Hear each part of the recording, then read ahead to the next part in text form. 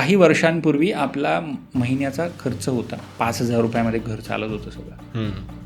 आज घर खर्च आपल्याला साधारणतः 50,000 रुपये लागतात. जे नोकरदार वर्ग आहेत, ज्यांना दर महिन्याला एक फिक्स रक्कम त्यांच्या बँक अकाउंटला जमा होते, पगार येतो, त्यांच्यासाठी SIP सगळ्यात बेस्ट प्रकार. एक क्वेश्चन समजा मनात येतो की SIP जर स्टार्ट करायची आहे, मला प्रत्येकालाच करायची आहे समजा, पण मग त्याची एक राईट टाईम कुठला आहे की स्टार्ट करायचा योग्य वेळ कुठली आहे? मी म्हणेन SIP पेक्षाही सगळ्यात जास्त पॉवरफुल जर काही असेल तर ते आहे SWP. कुठल्याही फायनान्शियल प्लॅनिंगचा पहिला बेसिक रूल आहे तो म्हणजे इमर्जन्सी फंड. मेडिकल इमर्जन्सी आली तर गुंतवलेला पूर्ण पैसा आपल्याला खर्च करायला लागू शकतो. बरोबर. मग हा खर्च टाळण्यासाठी आपल्याला इन्शुरन्स मदत करतो. सगळ्यात मोठी चूक जर काही असेल तर ती आहे म्हणजे गुंतवणुकीला सुरुवातच न करणं. एक चूक ही जवळपास आपल्याला 4 ते 5 वर्ष मागे घेऊन जाते. आपल्या सगळ्यांना योगेश पाटीलचा नमस्कार. आपल्या सगळ्यांचं स्वागत आहे श्रीमंत फायनान्स या मराठी पॉडकास्टच्या दुसऱ्या एपिसोडमध्ये. आज आपल्यासोबत पुन्हा एकदा आहेत दत्ता आळेकरजी. तर टाईम वेस्ट न करता आजचा जो आपला ॲडव्हान्स पॉडकास्ट आहे त्याला स्टार्ट करूयात. परंतु त्याआधी जर तुम्ही श्रीमंत फायनान्स हे जे आपलं पॉडकास्टचं चॅनल आहे त्याला जर सबस्क्राईब केलं नसेल तर आत्ताच सबस्क्राईब करा. ओके. तर दत्ताजी, तुमचं श्रीमंत फायनान्स या मराठी पॉडकास्टच्या दुसऱ्या एपिसोडमध्ये पुन्हा एकदा स्वागत आहे. Thank you so much. येस. तर आपला जो पहिला पॉडकास्ट होता तो बऱ्यापैकी बेसिक लेवलचा होता. ज्यांना म्युच्युअल फंडबद्दल काहीच माहिती नाही आहे त्यांच्यासाठी तो पॉडकास्ट डेफिनेटली युजफुल ठरणारच आहे. परंतु आजचा जो पॉडकास्ट आहे आपल्याला तो थोडासा ॲडव्हान्स लेवलला ठेवायचा आहे. ओके. तर मागच्या पॉडकास्टमध्ये आपण बऱ्यापैकी डिस्कस केलेलं आहे की लोकांनी इन्व्हेस्टमेंट का करण्याचं गरजेचं आहे, कुठं केली पाहिजे आणि म्युच्युअल फंडमध्ये ते कशा पद्धतीने इन्व्हेस्टमेंट करू शकतात. परंतु तरीही समजा बऱ्याच लोकांना असं वाटत असेल की इन्व्हेस्टमेंट करणं एवढं काही गरजेचं नाही आहे. सध्याचा जो काळ आहे तो एकदा बघून घेऊ, मग उद्याचं कोण पाहिल. त्यांच्यासाठी तुम्ही काय ॲडवाईस द्याल? आजच्या काळामध्ये फायनान्शियल प्लॅनिंग करणं खूप जास्त गरजेचं आहे. तुम्ही जर बघितलं तर साधारणतः तुम्ही बघा, एखाद्या व्यक्तीला काही शारीरिक तणाव आहे, ताणतणाव आहेत, फायनान्शियल फिजिकल स्ट्रेस म्हणूया आपण. जो फिजिकल स्ट्रेस ठीक करण्यासाठी तो योगा प्रॅक्टिस करू शकतो, व्यायाम करू शकतो, चांगलं जेवण करू शकतो, आहार किंवा चांगल्या पद्धती. मानसिक ताणतणाव असतील तर तो थोडंसं ध्यान, प्राणायाम असेल किंवा चांगला म्युझिक ऐकू शकतो, चांगल्या ठिकाणी फिरायला जाऊ शकतो. हे सगळ्या गोष्टींनी त्याचा मानसिक ताणतणाव कमी व्हायला मदत होईल. सामाजिक ताणतणाव आपण म्हणूया, त्याच्यासाठी देखील सोशल होऊ शकतो, काही सेवा उपक्रम होतात त्याच्यामध्ये सहभागी होऊ शकतो. पण आर्थिक ताणतणाव जो आहे ना, फायनान्शियल स्ट्रेस जो म्हणतो आपण, तो ठीक करण्यासाठी फक्त फायनान्सच ठीक करणं गरजेचं आहे. फायनान्सच बरोबर मदत करू शकतो, तिथे दुसरं सोल्युशन नाही आहे काही. पैशाचं रूप नाही घेत आहे. एक्झॅक्टली. मग यामध्ये प्लॅन करून जर आपण सगळ्या गोष्टी व्यवस्थित नियोजन जर केलं आपल्या पैशाचं, पैसा किती कमावता हे महत्त्वाचं नाही आहे, त्याचं नियोजन कसं करताय, त्याची गुंतवणूक कशी करताय हे जास्त महत्त्वाचं ठरतं. आणि जर समजा आता गुंतवणूक करायची झाली, आपण सांगितलेलं आहे की म्युच्युअल फंडमध्ये इन्व्हेस्टमेंट करायला हवी, पण मग काही लोक जे असतात ते स्टॉक मार्केटमध्ये इन्व्हेस्ट करतात. तर याकडे तुम्ही कसं बघतात, stock market versus mutual fund? हा विरुद्ध नाही आहे, दोन्ही एकच आहे सगळं. फक्त स्टॉक्समध्ये काय होतं, जेव्हा तुम्ही डायरेक्ट स्टॉक्समध्ये इन्व्हेस्ट करता ना, ते खूप थ्रिलिंग एक्सपिरियन्स असतो, कारण दर सेकंदाला प्राईस चेंज होते. बरोबर. मग ते खूप थ्रिलिंग वाटतं. वाव, बघा आज मला एवढं प्रॉफिट झालं. बरोबर ना, रोजच्या रोज. म्युच्युअल फंडमध्ये काय होतं, NAV दिवसातून एकदाच बदलते, त्यामुळे तो थ्रिलिंग एक्सपिरियन्स नाही आहे. इन्व्हेस्टमेंट ना ही खूप बोरिंग पद्धत, ॲक्च्युली बोरिंग काम आहे. आळशी लोक जास्त चांगला पैसा बनवतात आणि जे लोक रोज काहीतरी बघत राहतात ते लोक पैसा नाही बनवत. हा एक अनुभव सांगतो आहे मी. महत्त्वाची गोष्ट याच्यामध्ये आहे ती म्हणजे स्टॉक्समध्ये जर तुम्हाला इन्व्हेस्ट करायचे असतील ना, तर एकतर त्याचं सखोल ज्ञान असायला पाहिजे. फंडामेंटल ॲनालिसिस असेल, टेक्निकल ॲनालिसिस असेल, बरोबर ना. या सगळ्या गोष्टींमध्ये आपली खूप चांगली पकड आणि अपडेटेड नॉलेज असणं खूप जास्त गरजेचं आहे. दुसरी गोष्ट बघायला मिळते ती म्हणजे हे सगळं करण्यासाठी टाईम खूप महत्त्वाचा आहे. आणि काही लोक ट्रेडिंग पण करतात. हां, तर तुम्हाला टाईम द्यावा लागतो त्यामध्ये खूप जास्त. मग तुमचा व्यवसाय किंवा नोकरी करता करता फॅमिली, तुमची सगळ्या गोष्टी सांभाळताना तुम्हाला एवढा वेळ देऊ शकणं आहे का, देणं शक्य आहे का, ते आपल्याला बघायला लागेल. बरोबर. आणि हा इंटरेस्ट पण असायला पाहिजे या सगळ्या गोष्टींमध्ये. बरोबर. कारण फायनान्स म्हणजे ही गोष्ट अशी नाही, खूप डायनॅमिक आहे, म्हणजे रोज काहीतरी नवीन बदल होत राहतं. मग हे सगळं अपडेट राहणं आणि हे सगळं करणं थोडं चॅलेंजिंग आहे. तर म्युच्युअल फंडमध्ये आपल्याला हे सगळं करण्यासाठी प्रोफेशनल लोक आहेत, ते आपल्यासाठी हे सगळं करतात. पण मग त्यांना कमिशन द्यावं लागतं, मग त्याबद्दल काय सांगाल? कुठलीही गोष्ट तुम्ही फ्रीमध्ये जर तुम्हाला अवेलेबलच नाही आहे जगामध्ये, जर तुम्ही बघाल तर प्रत्येक गोष्टीची काही ना काहीतरी कॉस्ट असते. ते आहे म्हणा. सो म्युच्युअल फंडमध्ये ही फीज जी आहे ना ती खूप डिस्ट्रीब्यूट झालेली असते. आज एखाद्या फंड मॅनेजरचा पगार जो कोटी रुपयांमध्ये असतो, त्याच्यासोबत रिसर्च ॲनालिस्ट असतात, त्याची मोठी टीम असते, हा सगळा ची कॉस्ट, ह्या सगळ्याची जर कॉस्ट बघितली तर एक व्यक्ती अफोर्ड नाही करू शकत. पण म्युच्युअल फंडमध्ये काय होतं तर अनेक इन्व्हेस्टर्स एकत्र येऊन तर पैसा इन्व्हेस्ट केलेला असतो, त्यामुळे ती कॉस्ट जी आहे ती डिस्ट्रीब्यूट झालेली असते. त्यामुळे ॲक्च्युली बघितलं तरी खूप कमी कॉस्ट आहे. आणि साधारणतः किती असते, म्हणजे काय रेंज असते पर्सेंटेजची? अप्रॉक्सिमेट जर एक्सपेन्स रेशो बघितला तर तो नवीन फंड्स असतील तर 2 ते 2.5% असतो. आणि थोडे फंड जसा वाढत जातो त्याच्यामध्ये असलेलं EUM जेव्हा वाढत जातं तेव्हा तो अगदी 1-1.5% वगैरे वार्षिक. ओके. आणि ॲडवायझरची काय कॉस्टिंग असते याच्यामध्ये? ॲडवायझर डिपेंड्स करतं त्याच्यामध्ये कुठले फंड्स आपण निवडतो आहे, त्या प्रत्येक फंडनुसार त्याचं ब्रोकरेज जे आहे ते वेगवेगळ्या पद्धतीचं असतं. ओके. आता आपण थोडंसं टेक्निकल गोष्टीकडे जाऊयात, की जसं की आता SIP आहे, त्याच्या काही आणखी कॉन्सेप्ट्स आहेत, जसं की SWP आहे, बरोबर. त्याच्यानंतर STP काल आपण पाहिलं होतं. पण एक गोष्ट असते की स्टेपअप SIP, ती काय असते? स्टेपअप SIP ही पण एक खूप छान कन्सेप्ट आहे, जो फायनान्शियल गोल पूर्ण करण्यासाठी बऱ्याच लोकांना भीती असू शकते की माझं नक्की पूर्ण होईल का, किंवा मला थोडं लवकर पूर्ण करायचं आहे कारण मी ऑलरेडी लेट सुरू केलं आहे. त्यांच्यासाठी स्टेपअप SIP हे खूप छान टूल आहे. नॉर्मली आपण बघतो इन्फ्लेशन पण वाढतं आहे, सोबत आपली कमाई पण वाढते. बरोबर. पण एकदा SIP आपण चालू केली, सेट केली, तर ती आपण वाढवत नाही. बऱ्याच वेळा आपण विसरून जातो ते वाढवण्यासाठी. मग जसं पगार वाढला, कमाई वाढली की आपली लाईफस्टाईल पण आपण थोडी उंचावतो. बरोबर. गुंतवणूक मात्र वाढवत नाही, लाईफस्टाईल वाढवतो. मग जर आपण SIP सुरू करतानाच जर आपण ॲटोमॅटेड सेट केलं की दरवर्षी माझी SIP ॲटोमॅटिकली वाढत राहील. एक्झाम्पलसाठी जर तुम्ही 10,000 रुपयाची SIP करताय, पुढच्या वर्षी ती 11,000 रुपयाची होईल, म्हणजे 1,000 रुपयाने वाढत राहील. त्याच्या पुढच्या वर्षी ॲटोमॅटिकली ती 12,000 रुपये होईल, त्याच्या पुढच्या वर्षी आपोआप 13,000 रुपये होईल. तर यामध्ये आपल्याला खूप चांगली ग्रोथ बघायला मिळते. ओके.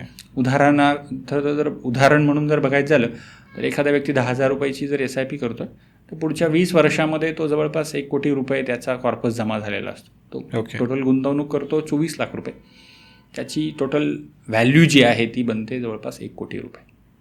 पण तेच जर त्याने दरवर्षी 1,000 रुपयाची स्टेपअप SIP सुरू केली तर हीच रक्कम जवळपास 1.5 कोटी रुपये होते. एवढा फरक असतो. एवढा फरक. बरोबर आहे. आणि त्यानंतर एक SWP म्हणून कॉन्सेप्ट येतात, ते काय असतं एक्झॅक्टली? SWP हे खूप जास्त बेस्ट आहे. मी म्हणेन SIP पेक्षाही सगळ्यात जास्त पॉवरफुल जर काही असेल तर ते आहे SWP. बऱ्याच लोकांना हा एक प्रश्न असतो की मी किती दिवस गुंतवणूक करायची आहे किंवा हा पैसा काढायचा कधी, बरोबर ना, हा पण एक मोठा प्रश्न असतो. मग SWP म्हणजे काय आहे? Systematic withdrawal plan. ओके. हे कोणासाठी योग्य आहे? जे लोक दर महिन्याला ज्यांना नियमित खर्चासाठी पैशांची गरज आहे, जसं की रिटायर्ड लोक. रिटायर्ड लोक आहेत, किंवा ज्यांना घर खर्च चालवण्यासाठी किंवा ठराविक EMI भरण्यासाठी अशा पद्धतीची गरज भासते, शाळेची फी भरण्यासाठी असेल, ट्युशन फीज असतील, या लोकांसाठी SWP हा खूप चांगला पर्याय असतो. किंवा जे रेंटल इन्कमसाठी दुसऱ्या ॲसेट क्लासमध्ये इन्व्हेस्ट करतात, जसं एखादा ऑलरेडी एका घरात राहत आहे, अजून एक घर विकत घेतात, तिथून मला रेंटल इन्कम येईल आणि त्यामधून माझा खर्च मी भागवेन. बरोबर. त्यांच्यासाठी SWP म्युच्युअल फंडमध्ये जर SWPची पद्धत सुरू केली तर ही खूप जास्त इफेक्टिव्ह आणि फायदेशीर ठरते. दर महिन्याच्या एका ठराविक तारखेला त्यांच्या बँक अकाउंटमध्ये गुंतवलेल्या रकमेमधून एक ठराविक अमाऊंट त्यांच्या बँक अकाउंटला जमा होत राहते. ॲज अ पेन्शन समजा, ॲज अ एक्सपेन्सेस म्हणून समजा, ते त्या पैशाची एन्जॉय करतात. ओके. नॉर्मली आपण बघतो मार्केटची जी ग्रोथ आहे सरासरी जर आपण बघितलं तर 12 ते 13% आपल्याला ग्रोथ मिळते. मग आपण काय करतो, दर महिन्याला साधारणपणे 0.5%, जसे सपोज एखादा व्यक्ती 50 लाख रुपये गुंतवतोय, एक रकमी रक्कम गुंतवतोय, तर त्यामधून 0.5% म्हणजे साधारणतः 25,000 रुपये तुम्ही दर महिन्याला विड्रॉ करता, तुमच्या बँक अकाउंटमध्ये ऑटोमॅटिक जमा होत राहतात. आता उरलेली जी रक्कम आहे ती तुमची वाढत राहते. बरोबर.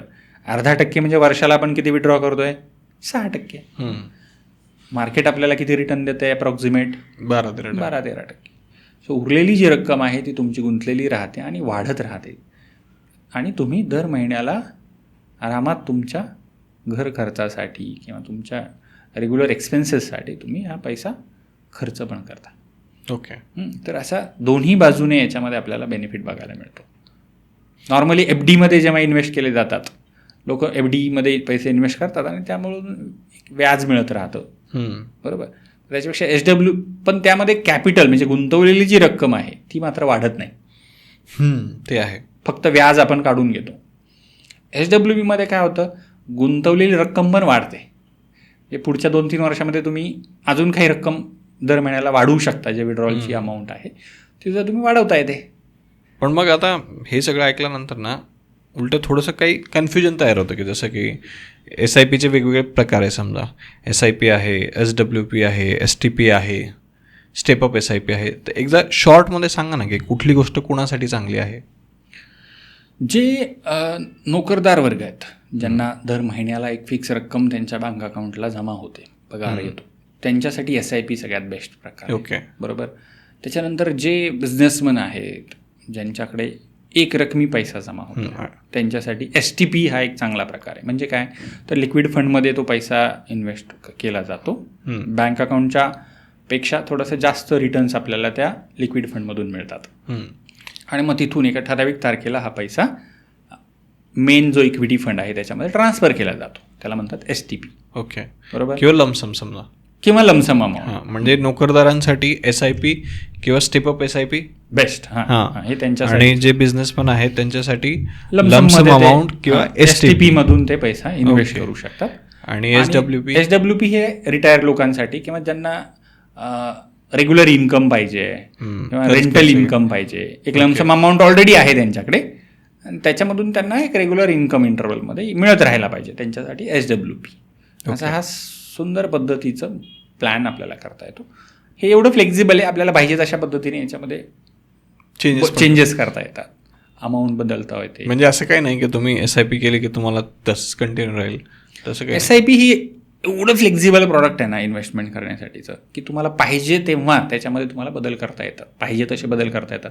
तुम्हाला थांबवता येते, वाढवता येते, कायमची स्टॉप करता येते, तुम्हाला एका फंडमधून दुसऱ्या फंडमध्ये करता येते, अमाऊंट कमी जास्त करता येते. काहीही पद्धती, कुठल्याही पद्धतीचं फ्लेक्झिबिलिटी त्याच्यामध्ये आपल्याला पाहिजे तशी करता येऊ शकते. एक क्वेश्चन समजा मनात येतो की SIP जर स्टार्ट करायची आहे, मला प्रत्येकालाच करायची आहे समजा, पण मग त्याची एक राईट टाईम कुठला आहे की स्टार्ट करायचा योग्य वेळ कुठली आहे? ॲक्च्युली खूप महत्त्वाचा प्रश्न आहे हा. खूप लोकांना हा प्रश्न असतो की कधी सुरुवात करायला पाहिजे. आणि एकदा सुरुवात केल्यानंतर थोड्या दिवसांनंतर असं वाटतं की अरे मी हे खूप आधीच करायला पाहिजे होतं. बरोबर. कारण गुंतवणुकीमध्ये कुठल्याही प्रकारची जी गुंतवणूक आपण करतो त्यामध्ये इम्पॉर्टंट फॅक्टर हा अमाऊंट नाही आहे, किती अमाऊंट इन्व्हेस्ट करता हे नाही आहे. इम्पॉर्टंट फॅक्टर काय आहे, टाईम खूप महत्त्वाचा आहे. म्हणजे जेवढं लवकर तुम्ही गुंतवणूक कराल, सुरू कराल, तेवढं तुम्हाला यामध्ये फायदा आहे, चांगला कंपाऊंडिंगचा बेनिफिट आपल्याला बघायला मिळतो. बरोबर. म्हणून मी नेहमी सांगत असतो की कल करे सो आज कर, आज करे सो अब. बरोबर. सभी लोग अपने फाइनेंशियल गोल्स के लिए SIP कर रहे हैं, आप शुरू करोगे कब? बरोबर. म्हणजे जेवढं लवकरात लवकर आपल्याला स्टार्ट करता येईल तेवढं लवकर करायला हवी. याची योग्य वेळ हीच आहे की जेव्हा तुम्हाला तुमचा पहिला पगार येतो तेव्हा सुरू करायला पाहिजे. पहिल्या पगारापासूनच किंवा पहिली इन्कम. खूप अमाऊंट महत्वाची नाही आहे. SIP ही ना एक शिस्त आहे, गुंतवणूक करण्याची सवय आहे मी म्हणेन. इथे अमाऊंट महत्वाची नाही आहे, तुम्ही किती रुपयाची SIP करताय हे महत्त्वाचं नाही आहे. महत्त्वाचं हे आहे की तुम्ही सुरुवात करणं, स्वतःला पैसा वाचवण्याची शिस्त लावणं, सवय लावणं हे खूप जास्त महत्त्वाचं आहे. ओके. अदरवाईज पैसा येतो आणि खर्च होऊन जातो. अनेक लोक आपण बघतो पगार येण्याच्या आधीच तो कुठे कुठे जाणार आहे याचं नियोजन करून ठेवलेलं असतं. बरोबर. क्रेडिट कार्डचे बिल्स असतील, EMI असेल, रेंट असतील, ट्युशन फीज असतील किंवा इतर अनेक खर्च ज्याचे प्लॅनिंग ऑलरेडी झालेलं असतं. आणि ते गरजेचं पण नसतं करत. त्यासोबत पहिली प्रायोरिटी ही SIP असायला पाहिजे. ओके. नॉर्मली आपण एक याचा फॉर्म्युला की 50% 50-30-20 असा एक फॉर्म्युला आहे. सो 50% रक्कम जी आहे ती तुम्ही तुमच्या खर्चासाठी वापरू शकता. 30% जी रक्कम आहे ती तुम्ही एन्जॉयमेंट म्हणून पण खर्च करायला पाहिजे. आणि 20% कमीत कमी 20% हे तुम्ही आपल्या भविष्यातील गरजांसाठी आपण गुंतवणूक करणं गरजेचं आहे. ओके. म्हणजे 50, 30 आणि 20. ओके. हा बदलू शकतो प्रत्येकाच्या वयानुसार, पेमेंटनुसार, गरजेनुसार असतील, त्यांच्या प्लॅनिंग जे गोल्स असतील त्यानुसार असू शकतो. पण मिनिमम 20% तरी आपण आपल्या भविष्यासाठी गुंतवणूक करायला पाहिजे. आता जर समजा एखादा व्यक्ती SIP करायसाठी किंवा इन्व्हेस्टमेंटसाठी एखाद्या ॲडवायझरकडे ज्यावेळेस जातो तर त्याच्यानंतर प्रोसेस काय असते एक्झॅक्टली? सगळ्यात पहिली महत्त्वाची गोष्ट असते ती म्हणजे रिस्क प्रोफायलिंग. ते काय असतं? समोरचा जो व्यक्ती आहे त्याची रिस्क कॅपॅसिटी किती आहे. म्हणजे उद्या जर मार्केट अचानक 10% करेक्ट झालं, खाली आलं, तर काही लोकांना ना झोप पण येत नाही. बरोबर. कारण त्यांनी गुंतवलेल्या पैशाचं व्हॅल्युएशन कमी झालेलं असतं. तो लॉस नाही आहे ॲक्च्युली, त्याला अनरिअलाइज लॉस असं म्हणतात. तो लॉस नाही आहे, पण मग व्हॅल्युएशन कमी झालेलं दिसलं की लोक पॅनिक होतात. बरोबर. मग समोर जो व्यक्ती आहे त्याचं रिस्क प्रोफायलिंग काय आहे, त्याची कॅपॅसिटी काय आहे, तो लेडस उद्या जर त्याचा पोर्टफोलिओ 25% जर कमी झाला तरी तो गुंतवणूक करून तसेच्या तशीच ठेवेल का? बरोबर. तर हे अगोदर अभ्यास करणं खूप गरजेचं असतं. त्यानुसार फंड निवडावे लागतात. ओके. फंड निवडताना वेगवेगळ्या कॅटेगरीचे फंड आपल्याकडे म्हणजे अवेलेबल आहेत मार्केटमध्ये. मग दुसरी महत्त्वाची गोष्ट येते ती म्हणजे गोल प्लॅनिंग. फक्त SIP चालू करून देणं हा ॲडवायझरचा उद्देश नाही आहे. ओके. बरोबर ना. कारण गोल पूर्ण होणं त्यामध्ये जो आनंद आहे ना तो खूप महत्त्वाचा आहे. उदाहरणार्थ आजकाल आपण बघतो की छोटे छोटे गोल्सला पण मी 3 भागामध्ये डिव्हाइड करेन. एक म्हणजे शॉर्ट टर्म गोल्स असतात. शॉर्ट टर्म गोल्स म्हणजे जे पुढच्या 1 ते 3 वर्षामध्ये पैसा लागू शकतो त्याला आपण म्हणतो शॉर्ट टर्म गोल्स. दुसरे असतात मिड टर्म गोल्स म्हणजे 3 ते 5 वर्षामध्ये त्या पैशांची आपल्याला गरज भासू शकते. आणि तिसरं आहे ते म्हणजे लॉंग टर्म गोल्स, जे 5 वर्षापेक्षा जास्त काळासाठी आपण ज्याच्यामध्ये गुंतवणूक करून ठेवतो ते लॉंग टर्म गोल्स. त्यानुसार आपल्याला फंड निवडावे लागतात. हे ॲडवायझरचं काम. मग यामध्ये आपण गुंतवणूक सुरुवात करताना सगळ्यात पहिली महत्त्वाची गोष्ट येते कुठल्याही फायनान्शियल प्लॅनिंगचा पहिला बेसिक रूल आहे तो म्हणजे इमर्जन्सी फंड. त्याच्याकडे दुर्लक्ष केलं जातं. बरोबर.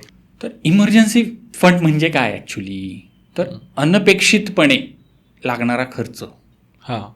सडन एखादी इमर्जन्सी आली, समजा घरामध्ये मेडिकल इमर्जन्सी येऊ शकते, किंवा गाडी आहे, गाडीचा मेंटेनन्सचा खर्च आहे, किंवा रिपेरिंगचा खर्च आहे, ॲक्सिडेंट झाला, किंवा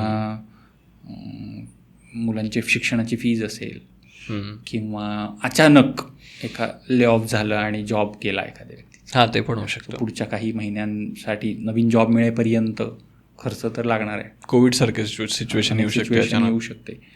किंवा काही लोक आपला जॉब स्विच करण्याचा पण प्लॅन करतात, आता नवीन चांगल्या ठिकाणी चांगल्या कंपनीमध्ये अप्लाय करायचं. या सगळ्या परिस्थितीमध्ये इमर्जन्सी फंड खूप महत्त्वाचा आहे. ओके. इमर्जन्सी फंडमध्ये 2 प्रकारच्या गोष्टी येतात. एक अपेक्षित खर्च असतो. अपेक्षित खर्चामध्ये काय येतं, इन्शुरन्सचं प्रीमियम असू शकतं, कारचं प्रीमियम इन्शुरन्स प्रीमियम EMI असू शकतात, मुलांची फीज असू शकते, की हे प्लॅन्ड आहेत ऑलरेडी. हा खर्च लागणारच आहे बरोबर दरवर्षी. मग तो प्लॅन केला जातो या खर्चामधून. इमर्जन्सी फंडचा दुसरा फायदा असा होतो की जे आपण मिड टर्म किंवा लाँग टर्मसाठी जो पैसा इन्व्हेस्ट केला आहे तो रिडीम करायची गरज पडत नाही. अदरवाईज काय होतं, अचानक फिरायला जायचं आहे, मग कुठून पैसा काढायचा, तर जो रिटायरमेंटसाठी प्लॅन केलेली SIP आहे तिथून पैसा काढला जातो. मग तो गोल आपला अचीव व्हायला वेळ लागू शकतो. बरोबर. म्हणून इमर्जन्सी फंड क्रिएट करणं ही पहिली स्टेप आहे फायनान्शियल प्लॅनिंगची. मग तो पैसा कुठे इन्व्हेस्ट करू शकता, तर FDमध्ये करू शकता किंवा म्युच्युअल फंडमध्येच मनी मार्केट फंड्स असतात, शॉर्ट ड्युरेशन फंड्स असतात, लिक्विड फंड्स असतात, त्याच्यामध्ये सुद्धा हा पैसा आपल्याला गुंतवणूक करता येतो. म्हणजे काय, तर 24 तासात तो पैसा तुम्हाला वापरता आला पाहिजे. लिक्विडिटी फुल लिक्विडिटी असायला पाहिजे. अशा ठिकाणी पैसा गुंतवायला पाहिजे. किंवा सोनं घेऊ शकतो समजा.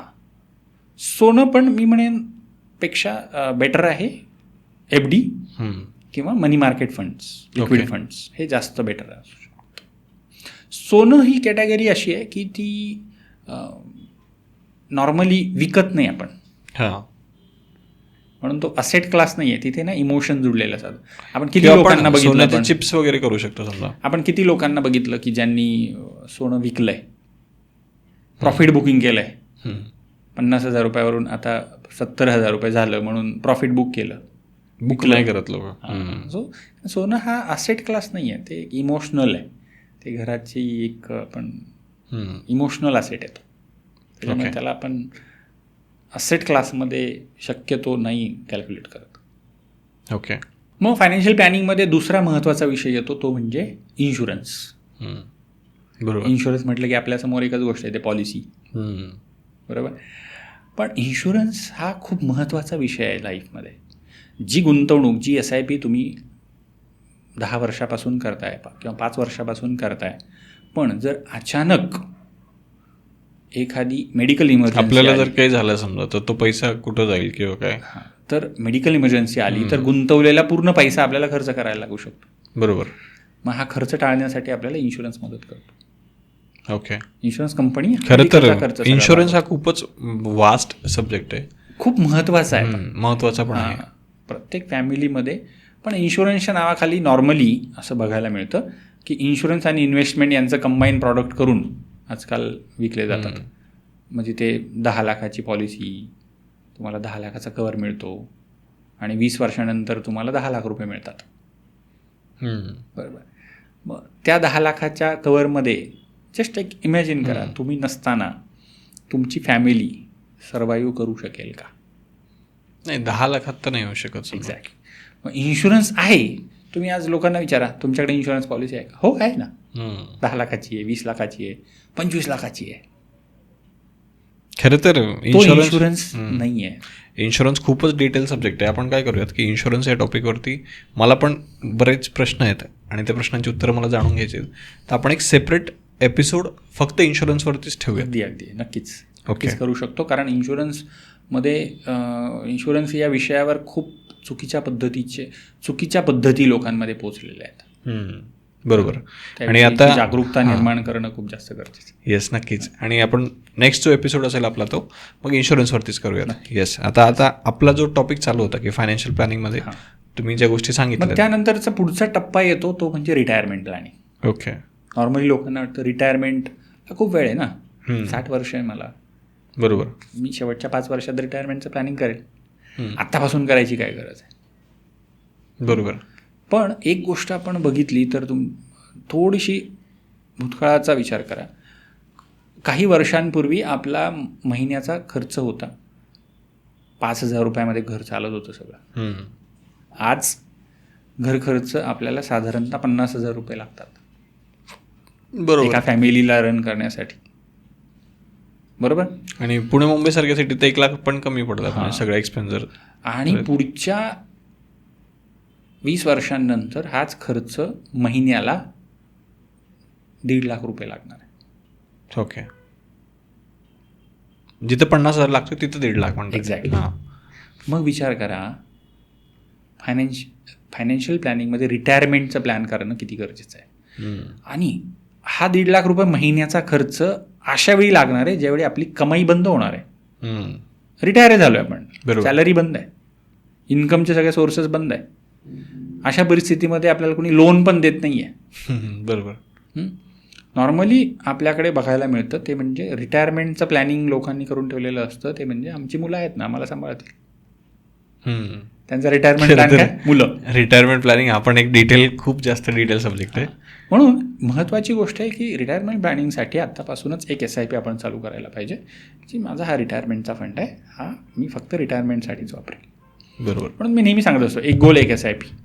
म्हणजे प्रत्येक गोलसाठी सेपरेट SIP ठेवा आणि ती त्या गोलसाठीच वापरा. तोपर्यंत त्याला कुठल्याही प्रकारे डिस्टर्ब करू नका.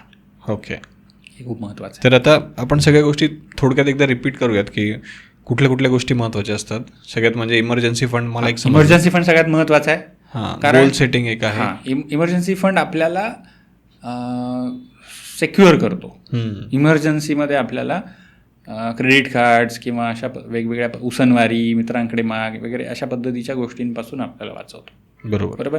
मग मी सजेस्ट करतो की पुढच्या 6 महिन्यांसाठी जो काही येणारा खर्च आहे तेवढा आपल्याकडे इमर्जन्सी फंडमध्ये लिक्विडिटीच्या स्वरूपामध्ये असायला पाहिजे. सेव्हिंग अकाउंटला नाही तर FDच्या स्वरूपात किंवा लिक्विड फंड्समध्ये, म्युच्युअल फंडमध्ये तुम्ही पार्क करू शकता.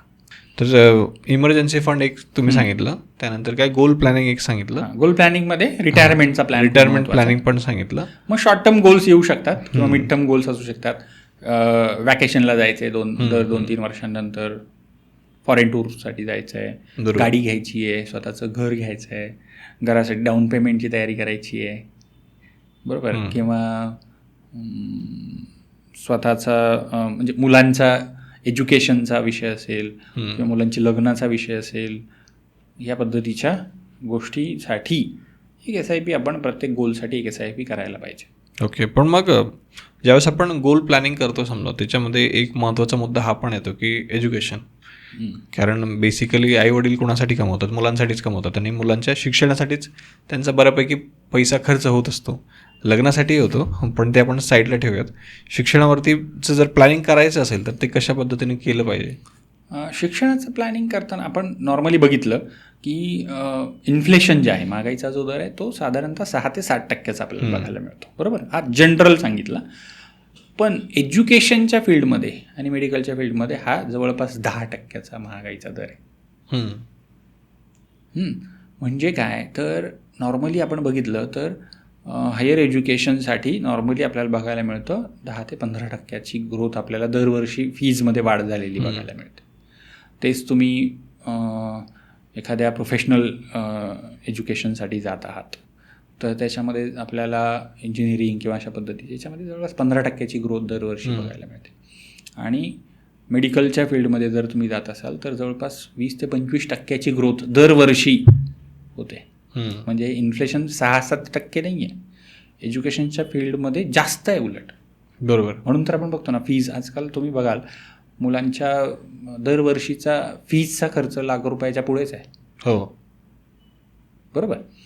मग यासाठी पैसा अशा ठिकाणी गुंतवावा लागेल जिथून आपल्याला खूप चांगल्या पद्धतीचे रिटर्न मिळतील. नॉर्मली लोक काय करतात, कुठल्या तरी इन्शुरन्स स्कीममध्ये जी तुम्हाला 20 वर्षांनंतर ₹20,00,000 देणार आहे. पण 20 वर्षांनंतर त्या ₹20,00,000 व्हॅल्युएशन किती असणार आहे? आज खूप छान वाटतं, ₹20,00,000 मिळाले म्हणजे झालं, मुलाचं इंजिनिअरिंग कम्प्लीट होऊन जाईल त्यावेळी.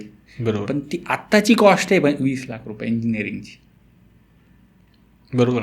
20 वर्षांनंतर जवळपास ₹1,00,00,000 लागतील. मग यासाठी काय करावं लागेल आपल्याला तर बाळाचा जन्म झाल्यापासूनच सुरुवात करायला पाहिजे. जसं बर्थ सर्टिफिकेट आलं, मुलाच्या नावाने एक SIP चालू करून द्या. आजकाल मुलांच्या नावाने पण इन्व्हेस्टमेंट सुरू करता येतात. जसे त्यांचं बर्थ सर्टिफिकेट आणि जे कोणी पालक आहेत त्यांचं बँक अकाउंट आणि बाकीच्या डिटेल्स KYC डिटेल्सने मुलाच्या नावाने पण आपल्याला गुंतवणूक सुरू करता येते. ओके. जी डेडिकेटेडली फक्त मुलाच्या नावानेच असते. त्यामुळे आपण जे काही शॉर्ट टर्म किंवा मिड टर्म गोल्स आहेत त्यासाठी तो पैसा विड्रॉ करत नाही. का? कारण तो मुलासाठी ठेवला आहे, त्याच्या एज्युकेशनसाठी ठेवलेला आहे. म्हणून मी नेहमी माझे जे पण इन्व्हेस्टर्स आहेत मी त्यांना नेहमी सजेस्ट करतो की तुम्ही मुलांच्या नावाने एक SIP चालू करून द्या, त्यांच्या हायर एज्युकेशनसाठी ती उपयोगात येईल. बरोबर आहे ना, कारण तेवढा टाइम तुमच्याकडे असतो समजा. एक्झॅक्टली. सरासरी 18-19 वर्षात असतंच. तो पैसा ऑटोमॅटिकली त्यालाच कामात येणार. बरोबर. आणखी मुद्दा येतो एक टॅक्स प्लॅनिंगचा पण मुद्दा येतो समजा. दरवर्षी लोकांना टॅक्स भरावे लागतात, तर मग SIP आणि टॅक्स प्लॅनिंग यांचं कॉम्बिनेशन आपण कसं हे करू शकतो, साध्य करू शकतो? अगदी बरोबर आहे. तर टॅक्स सेव्हिंगसाठी नॉर्मली आपल्याकडे एक तर PPF मध्ये पैसा इन्व्हेस्ट केला जातो, किंवा सुकन्या समृद्धीमध्ये पैसा इन्व्हेस्ट केला जातो, किंवा लॉक इन FDजमध्ये पैसा इन्व्हेस्ट केला जातो, किंवा इन्शुरन्स स्कीम्समध्ये पैसा इन्व्हेस्ट केला जातो. पण या सगळ्यामध्ये लॉक इन पिरियड जर बघितला तर तो खूप जास्त आहे. जसं PPFमध्ये 15 वर्ष तुम्ही पैसा विड्रॉ नाही करू शकत, आणि त्याचे रिटर्न हार्डली 7.1%चे रिटर्न्स आहेत. FD 5 वर्षाचं लॉक इन आहे, रिटर्न्स 6-7%चे रिटर्न्स मिळतात. सुकन्या समृद्धी 8.2%चे रिटर्न आहेत. बरोबर. तर इन्शुरन्स स्कीमचे रिटर्न जर तुम्ही ॲव्हरेज बघितलं तर 5-6% रिटर्न मिळतात. मग सगळ्यात बेस्ट जर काही सोल्युशन असेल टॅक्स सेव्हिंगसाठीचं तर ते आहे म्युच्युअल फंडमध्येच एक कॅटेगरी आहे ELSS, टॅक्स सेव्हर फंड्स असतात. ओके. ज्याचा लॉक इन पिरियड फक्त 3 वर्षांचा आहे. ओके. आणि त्याचे रिटर्नसुद्धा 12-13-14% रिटर्न मिळतात. अरे वा. सो दोन्ही गोष्टी सहजपणे साध्य होतात. ELSS का? ELSS टॅक्स सेव्हर फंड म्हणून एक कॅटेगरी आहे म्युच्युअल फंडमध्ये. ओके. सो त्यामध्ये हा पैसा आपण SIPच्या स्वरूपामध्ये इन्व्हेस्ट करू शकतो, किंवा लमसम अमाऊंट पण इन्व्हेस्ट करता येते. ओके. त्याला काय असं बंधन नाही आहे समजा. हां. दरवर्षी साधारणतः ATCच्या अंडर 1.5 लाख रुपयाची गुंतवणूक आपल्याला करता येते. ओके. 1.5 लाखपर्यंत करू शकतो समजा आपण. ओके. म्हणजे आपल्याला दोन्ही बेनिफिट मिळतात, एक टॅक्स सेव्हिंगचा पण मिळतो, ग्रोथ पण मिळते, आणि लॉक इन फक्त 3 वर्षाचं पण. ओके. हे 3 गोष्टी आहेत महत्त्वाच्या. येस. त्यानंतर एक शेवटचा क्वेश्चन आजच्या पॉडकास्टचा मला हा विचारायचा आहे की इन्व्हेस्टमेंट करत असताना लोक मेजर अशा मिस्टेक्स कोणत्या कोणत्या करतात? सगळ्यात मोठी चूक जर काही असेल तर ती आहे म्हणजे गुंतवणुकीला सुरुवातच न करणं, किंवा पैसा सेव्हच न करणं. बघू, खूप वेळ आहे अजून, पुढच्या वर्षीपासून करू, आपल्या गोष्टींना पुढे ढकलत राहणं, गुंतवणुकीच्या गोष्टीला बेसिकली पुढे ढकलत राहतात लोक. ती सगळ्यात मोठी चूक आपल्याला बघायला मिळते. तर यामध्ये इक्विटी मार्केट जे आहे, स्टॉक मार्केट जे आहे, ते सगळ्यात जास्त त्याच्याविषयीचे सगळ्यात जास्त भ्रम पसरलेले आहेत चुकीच्या पद्धतीच्या ट्रेडिंगमुळे. इंट्राडे ट्रेडिंग असेल, किंवा ऑप्शन्स आणि फ्युचर्समध्ये ट्रेडिंग करणं असेल, यामुळे जे लोकांचे लॉसेस झालेले आहेत किंवा वाईट अनुभव आहेत हेच लोकांपर्यंत पोहोचलेत. बरोबर. त्यामुळे यामध्ये गुंतवणूक करणारे लोक खूप घाबरून आहेत. तर याविषयीची जागरूकता निर्माण होणं खूप गरजेचं आहे. बरोबर. ही पहिली गोष्ट आहे, पहिली चूक मी म्हणेन. दुसरी गोष्ट आहे ती म्हणजे एक चांगला ॲडव्हायझर नेमणं गरजेचं आहे. ॲडव्हायझरच्या थ्रू तुम्ही बघा, कुठलीही गोष्ट तुम्ही जेव्हा करता, तुमची गाडी तुम्ही सर्व्हिसिंगला कुठे देता, लोकल गॅरेजमध्ये देता की प्रोफेशनलकडे देता? शोरूमला प्रोफेशनलकडे देता. सो कुठलीही गोष्ट असेल, कारण इथे फक्त पैसा 1-2 लाख रुपयाचा विषय नाही आहे. उद्या जाऊन हाच पैसा लाखो कोटीच्या घरामध्ये जाणार आहे. त्यावेळी मग तुम्ही स्वतः हँडल करू शकाल काय सगळं? बरोबर. बरोबर. सो इथे खूप गरजेचं आहे प्रोफेशनल व्यक्ती हायर करणं, जो हे सगळं आपल्यासाठी या सगळ्या गोष्टी प्लॅन करेल चांगल्या पद्धतीने. सो ते खूप महत्त्वाचं आहे. तिसरी गोष्ट मला अशी दिसून येते ती म्हणजे असेट क्लास निवडणं, कुठे आपल्याला इन्व्हेस्ट करायचे आहेत ॲक्च्युली पैसा. रिअल इस्टेटमधून आपण प्लॅन करतो की माझ्या सगळ्या पुढच्या सगळ्या गरजा भागवल्या जातील, एकाच असेट क्लासमध्ये जास्त पैसा इन्व्हेस्ट होतो. गोल्ड तर मग फक्त गोल्ड, इन्शुरन्स स्कीम तर फक्त इन्शुरन्स स्कीम, सगळा पैसा फक्त FDमध्येच. अशा पद्धतीने पैसा इन्व्हेस्ट केला जातो. तर योग्य असेट क्लास निवडून, गोल प्लॅनिंग करून, रिअलिस्टिक रिटर्न्सचा विचार करून आपण गोल प्लॅनिंग करणं आणि त्यानुसार असेट क्लास निवडणं खूप जास्त गरजेचं आहे. त्यानंतर चौथी गोष्ट येते ती म्हणजे आपण सातत्य टिकून ठेवणं यामध्ये, बरोबर, की जे काही गोल बनवलेले आहेत ते पूर्ण होईपर्यंत मी हा पैसा काढणार नाही आणि माझी गुंतवणूक कायम चालू ठेवेन. हे खूप जास्त महत्त्वाचं आहे. आणि मार्केटमध्ये जेव्हा करेक्शन येतं किंवा जे आपल्याला चढ उतार बघायला मिळतात, अशा परिस्थितीमध्ये आपल्याला न डगमगता आपल्या गोलवर फोकस करणं हे खूप जास्त गरजेचं आहे. तर मला वाटतं या खूप महत्त्वाच्या गोष्टी आहेत. कुठली गुंतवणूक सुरू करताना या चुका आपण टाळल्या पाहिजेत. कारण एक चूक ही जवळपास आपल्याला 4 ते 5 वर्ष मागे घेऊन जाते. कारण मार्केट तुम्हाला माफ नाही करत. तुम्ही नवीन आहेत, ओके, तुम्हाला अलाउड आहे, एक चूक माफ, असं नाही. इथे चुकीला माफी नाही आहे. लॉस तर लॉस. बरोबर. एक निर्णय चुकला तर अनेक गोष्टींमध्ये त्याचा परिणाम बघायला मिळतो. म्हणून या चुका टाळण्यासाठी योग्य मार्गदर्शनाची गरज आहे. नॉर्मली आपण आजकाल यूट्यूबवर किंवा वेगवेगळ्या ठिकाणी आपल्याला बघायला मिळतं. नॉर्मली यूट्यूबवरच आपण बघतो आपण तशा पद्धतीचे टायटल दिले जातात. SIP करत असाल तर तुम्ही चूक करत आहात किंवा बंद करा. वेगवेगळ्या पद्धतीचे क्लिकबेट टायटल्स दिले जातात, ज्याच्यामधून तुम्ही एक्सपर्ट आहात यूट्यूबमध्ये, तुम्हाला माहितीच आहे. तर अशा पद्धतीच्या गोष्टी केल्या जातात आणि लोक भरकटतात. कोणी एखादा व्हिडिओ बघतात, इंस्टाग्रामवर रील बघतात आणि त्यांना वाटतं की मी आता हे सुरू करतो. परत एखादा व्हिडिओ बघतात, परत चेंज. सो एक असेट क्लास ठरवला, त्यावर पूर्ण विश्वास ठेवा आणि त्यामध्ये गुंतवणूक करा आणि चालू ठेवा सातत्यपूर्ण. तर तुमचे गोल्स पूर्ण व्हायला नक्कीच मदत होईल. ओके. तर थँक्यू सो मच दत्ताजी. तुम्ही या पॉडकास्टमध्ये पण आमच्या ऑडियन्ससाठी खूपच जास्त युजफुल इन्फॉर्मेशन दिलेली आहेत. आणि जसं आपलं डिस्कशन झालं होतं की जर समजा इन्शुरन्सचा टॉपिक आपलं डिस्कस झालं होतं, बरोबर, जर या व्हिडिओला जर चांगले व्ह्यूज आले तर आपण नक्कीच पुढचा जो एपिसोड आहे तो इन्शुरन्सवरती करूयात. Thank you so much. अगदी. आणि तुम्हाला काही प्रश्न असतील जी बघताय, तुम्हाला हा व्हिडिओ कसा वाटला याविषयीचे काही प्रश्न असतील तर कमेंट बॉक्स पण आपण पोस्ट करा. आम्ही त्याची उत्तरं देण्याचा नक्की प्रयत्न करू. येस. आणि तुमचे जे काही लिंक्स असतील ते आपण डिस्क्रिप्शनमध्ये टाकून देऊ, म्हणजे जर कुणाला कनेक्ट तुमच्यासोबत व्हायचं असेल तर तो होऊ शकतो. आमची टीम तुम्हाला नक्की कनेक्ट करेल. येस. तर thank you so much Dattaji once again.